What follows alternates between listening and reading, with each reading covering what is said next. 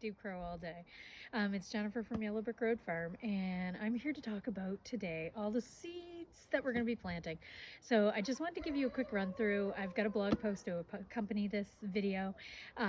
Once again, I'm nothing fancy, just rough, but I do have a list of all of the seeds that I'll be planting this year in the garden at Yellow Brick Road Farm. So we actually have two gardens. So I have a home garden where we're going to eat 80% from this year, and then we also have a market garden. The market garden is actually going to be located in Shelburne, and that's actually going to be a little bit bigger and a little less diverse. So what I'm growing here is the things that we're going to eat. So we are actually, quite pleased with our garden last year. We had like the best year. I know not much good came out of 2020, but that was an absolute great thing that came out of 2020. We had a beautiful garden. So having said that, we're gonna keep catapulting on that success. I've been gardening for, my whole life, and have had a family for approximately 25 years and been gardening and feeding them for the time. So I do have a little bit of experience with it, but I'm always learning. I always call myself an amateur gardener, simply because you are always learning. So a little bit about what we're gonna be going through is my seed storage, and this year I was very blessed to get some nice, these are actually photo cases, so I was able to get a couple cases of these and be able to label them and put the seeds in those. So Luke, can you zoom in a little bit on those? Great. Okay, not too there. All right. And so that was a great thing that happened this year. So basically I have a garden journal, and I have actually a binder that I keep all these papers in, sort of, and all organized. I just hauled them out to bring them out here just because I had a lot of stuff in my hands. So I'm just going to run through like what we're growing this year. So asparagus, and actually the asparagus patch is looking pretty crummy over there right now, but that's going to be all braced up soon, and we'll be putting a bunch of straw over top of that in order to make sure everything comes up. We're redoing this whole part of the garden here. So this whole part of the garden will be redone with fence. We're backing it up another 10 feet to the fence line, to our actual property line. We're gonna bump that back, take out a few more trees, and I'm actually gonna make a mushroom garden. So, and you can see, Luke, you wanna show the chickens? Go right down.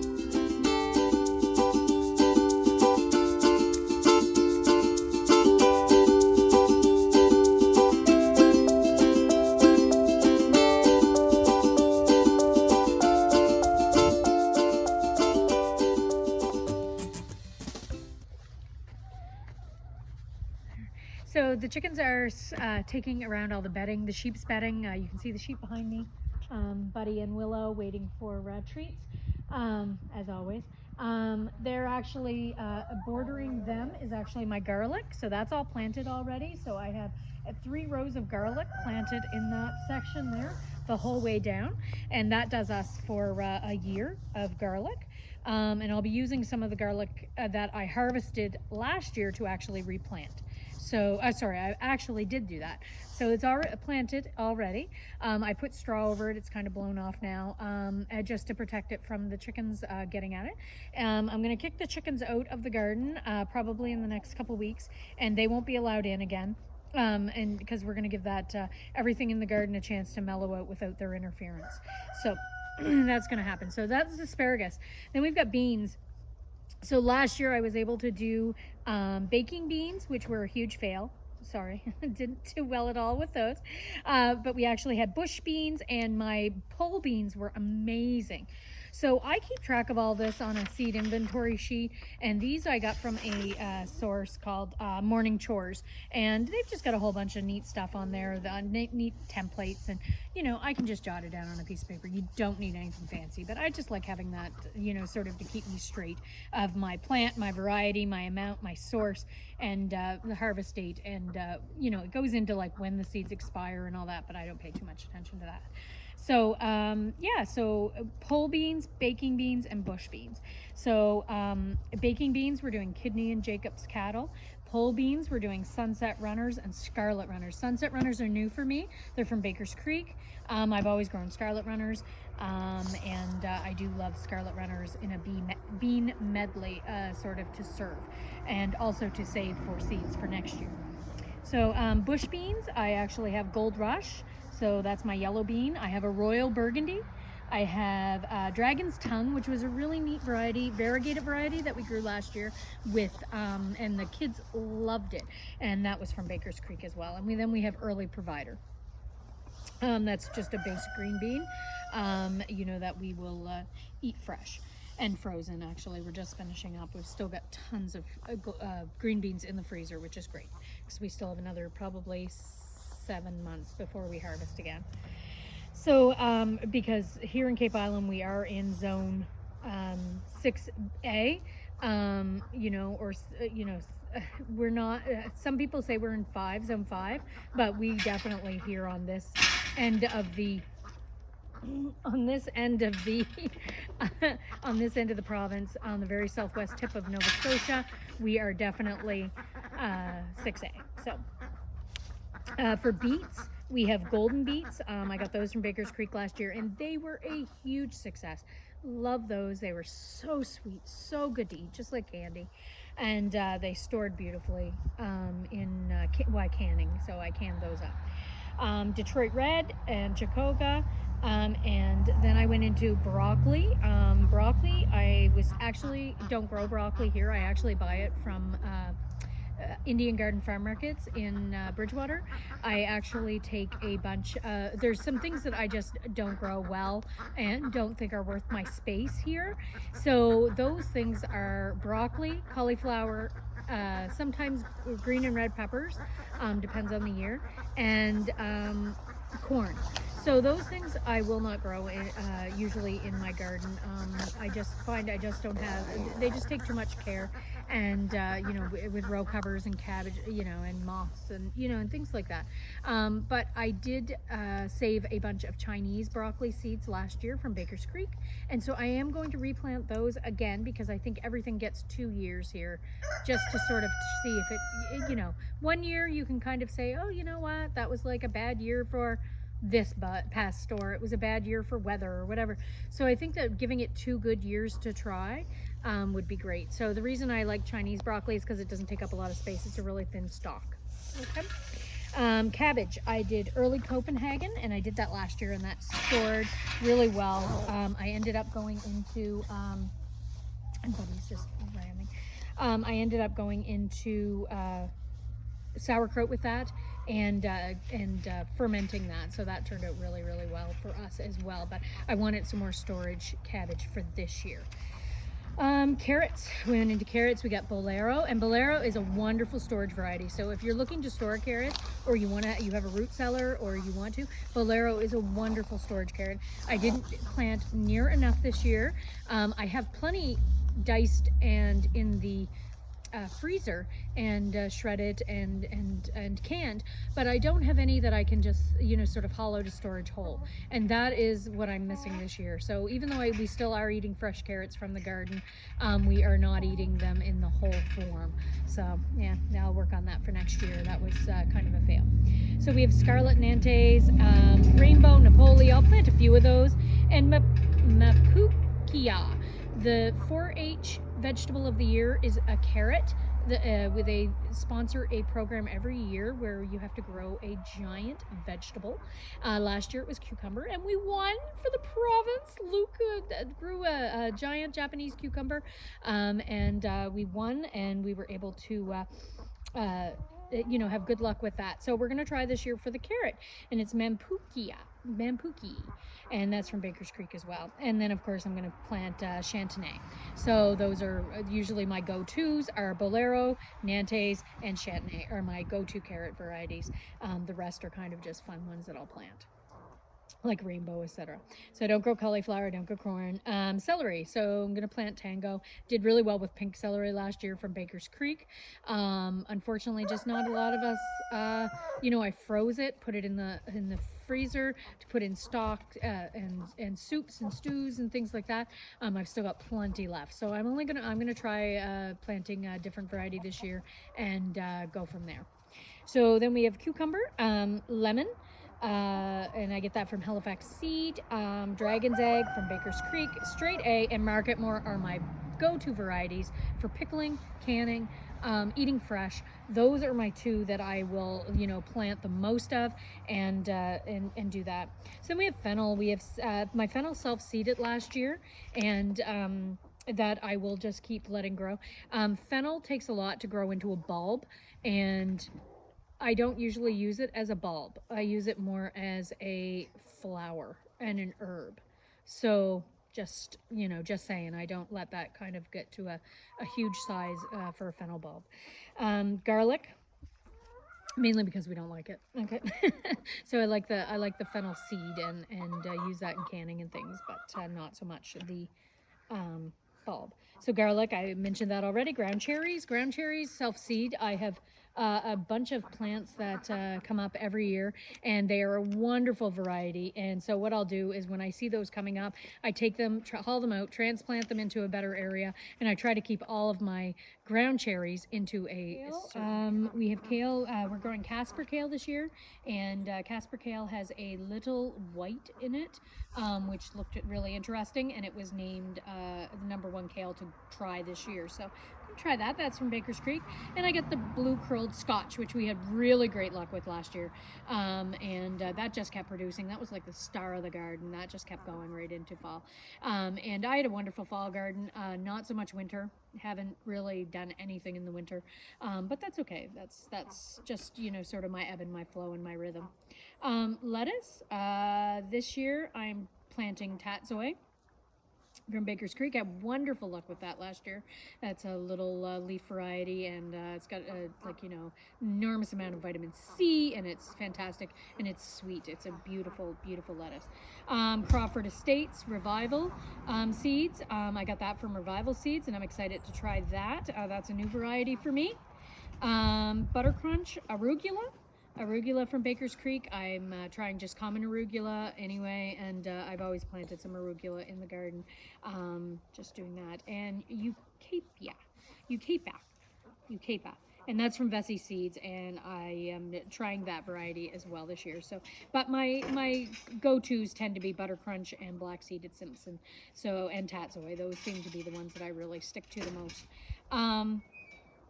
So leeks, I usually plant a few leeks. I love to have them in stalks, and that's really about it. I don't make like a leek soup or anything like that. Onions, Oneida. That's a storage variety, and I'm going to plant a yellow storage, a red storage. We're still eating onions from our garden from last year, which is great. We've still got storage onions, so we had a great year last year, so hoping to replicate that again this year. Alyssa Craig from Baker's Creek.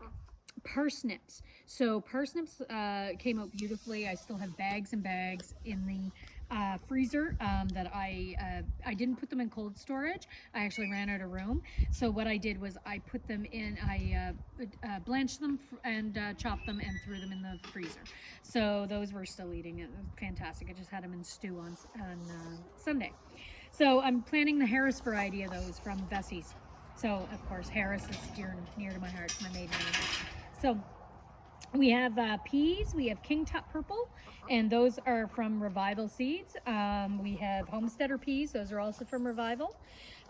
Oregon Sugar, we have those coming from Vessi's. Sugar Snap, and those are from Halifax Seeds. So those are pretty much all the ones that we stick to. I find peas to be very labor intensive to freeze, so I like a dwarf variety as well, which I have and then I can just blanch them and freeze them. So I'm all about the ease of doing that, of preserving.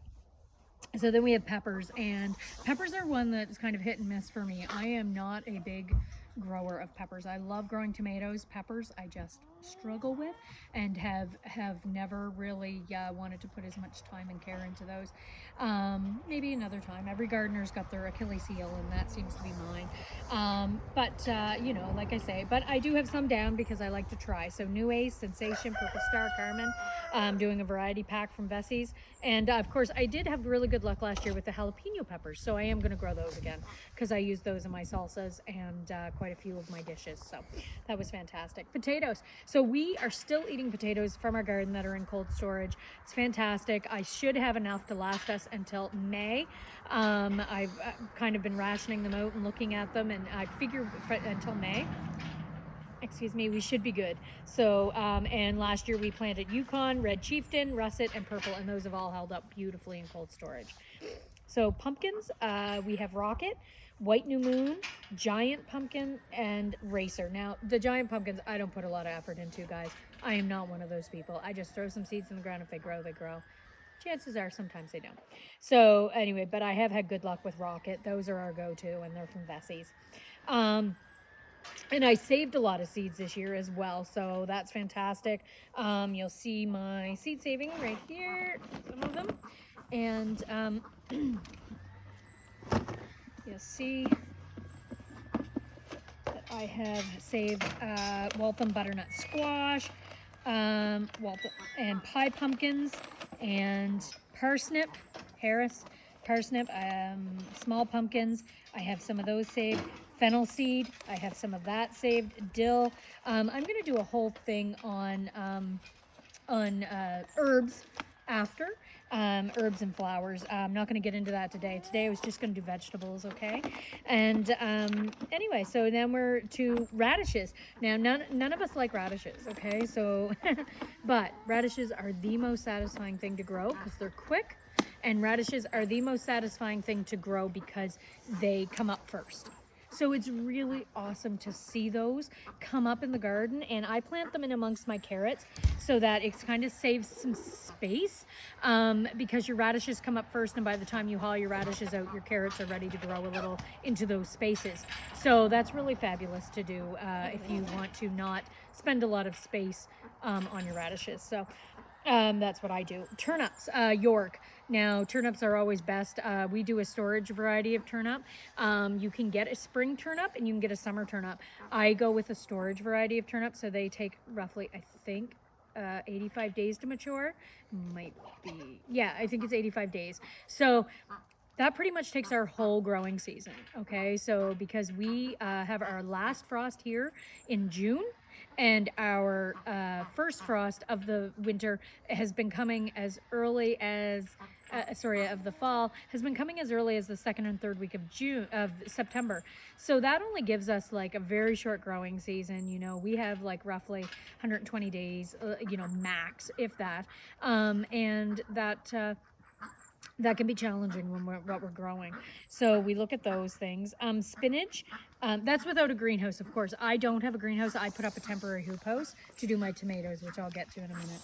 Spinach, Bloomsdale, and Seaside are the varieties that I'm growing, and I found that those do not bolt very quickly. So those are great for us here in because when it gets hot, but it's usually generally pretty cool here. But when it does get hot, they tend to bolt really quick before you even got a chance to harvest them. You don't even notice. Summer squash, zucchini. We have, I'm trying a new kind this year from Revival. I'm excited about this. Revival had some fantastic seeds. Costata Romanesco. So anyway, and Revival, you can correct me. I probably butchered that, but anyway, that's fine. Anyway, I'm trying those this year, as well as Angst. Angst I've always tried. It's been always a wonderful variety for me. And you know what they say about zucchini. Last year I planted 5 plants, and I did batches and batches of zucchini salsa. I did batches and batches of just bagged zucchini. We made zucchini bread. I did all the things. We ate zucchini fresh.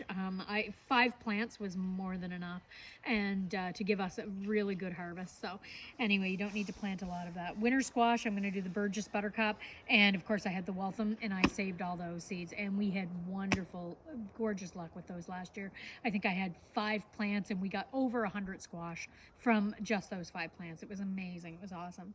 So then tomatoes, indeterminate. So indeterminate mean they need to be staked, and they can grow and grow and grow and grow and grow. They won't have any end. They can keep coming on, and they can keep coming on, and then they can just, when they just sort of peter out. Determinant tend to be like, a set season. They all ripen at the same time, and they're all done, and they don't generally needs too much staking.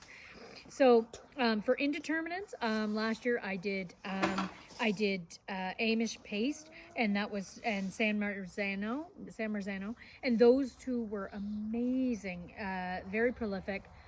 They grew very well, no blight. I had an amazing tomato harvest last year. My yield, I can't remember how much it was. I wrote it down. It was like amazing. So that was really good. I'm going to try Manitoba this year and Italian Heirloom, and those are from Revival as well.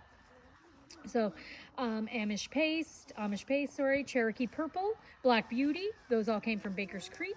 They were great. Determinant, I go with the variety from Vessey's, Scotia.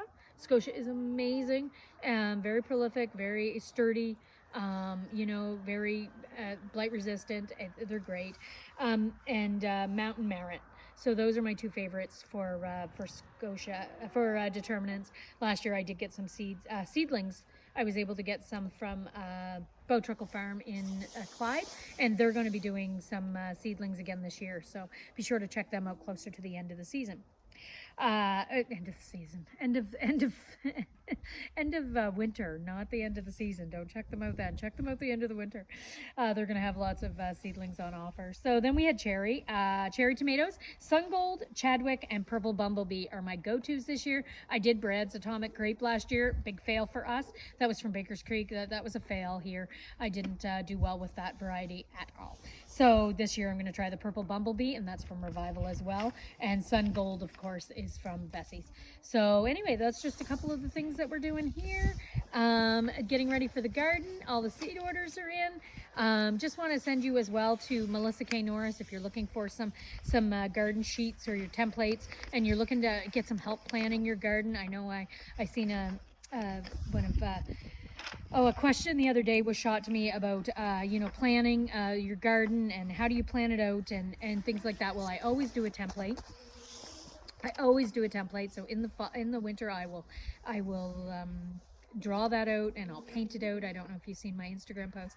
I have that on Instagram. I love to make that garden dream just as beautiful as I can. Then we get down to practicalities like these sheets. So check out Melissa K. Norris. I got some other templates from Morning Chores. It's always great to have those. And then of course seed catalogs are the go-to. Sort of sit down and just flip through those and read up on everything that needs to be ordered and how it's planted. And, Halifax Seed has a wonderful seed planting calendar. So if you're struggling, you can always go on Halifax Seed website and get that. And then, of course, I have this book from Melissa K. Norris, which I refer to a lot, especially since she does fruit trees. This is basically growing a year's worth of food, sustainable, grow a year's worth of sustainable and healthy food. So that's fabulous. It's a great resource as well. So those are some of the things that we're doing. These are some of the things that we're planting. And like I said, these are mostly flowers and herbs, and I will do another video on that to say what we're planting, maybe when we get closer to seed starting. So that's going to be in about another couple weeks. So happy about that, getting all the seeds in. We can start some onions, we can start some leeks in another couple weeks, and you're not going to want to start like anything that has to go outside unless you have a greenhouse until about mid-April. So anyway, that's just, if it's not if it's not frost hardy. So you just want to keep that in mind. It's exciting to try to, and every year I always want to push it and start a little earlier. But usually we can't put that in the ground here until about the first week of June. So it kind of, they get a little leggy and the house looks like a, tomato jungle. But anyway, it's not a bad thing. Never a bad thing. Anyway, take care and stay tuned for some more videos. And this is our season, so we love the garden. So you can find us on YouTube, you can find us on Instagram, Facebook. We also have something exciting coming up called the Simple East Coast Living Fair, and that is going to be really fun. It's going to be held here in Barrington, and that's going to be all things homesteading, all things about simple basic skills, and we're going to be looking forward to seeing everybody and have some awesome presenters coming for that. And that will also be available digitally, so even if you're not in the Barrington area, we're going to be able to stream that virtually. So that's going to be a fantastic resource for some basic skills and to find out more about things that you'd like to do in this complicated world. So anyway, take care, everyone.